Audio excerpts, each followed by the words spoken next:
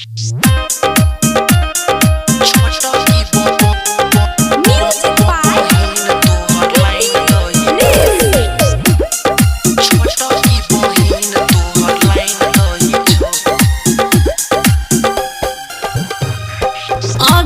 महीना हमर शादी होई छै, अगिला महीना हमर शादी होई छै।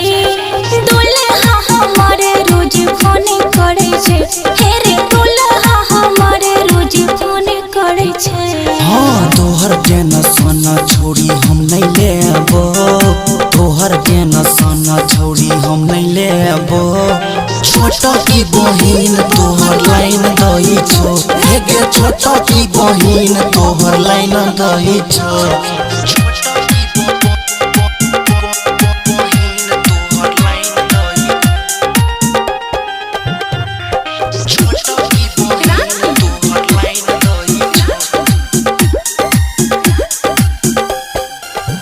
ज्यादा बोलने तू आगू बेसी छोरा बाहर, दुए तारीख के चिए मोटो तोरा बारे रे हम जाई छी।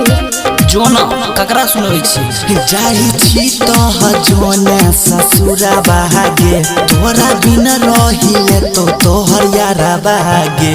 हे रे जाने छियो कवन तू खेल करे छा, जाने छियो कवन तू खेल करे छा। हमारा बहिन सह मेल करे छे, तोहर टेंशन छोड़ी हम नहीं लेबो, हे गे छोटा की बहिन तोहर लाइन दही छो।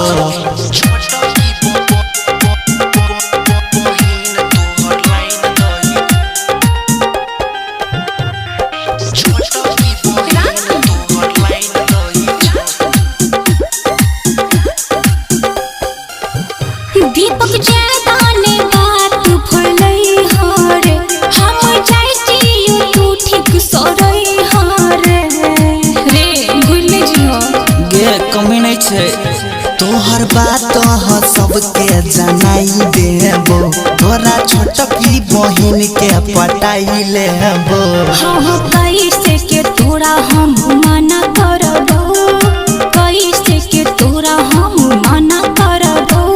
सैया के संगे हम चल जेबो, तोहर टेंशन छोड़ी हम नहीं लेबो, हे गे छोटा की बहिन तोहर लाइन दही छो।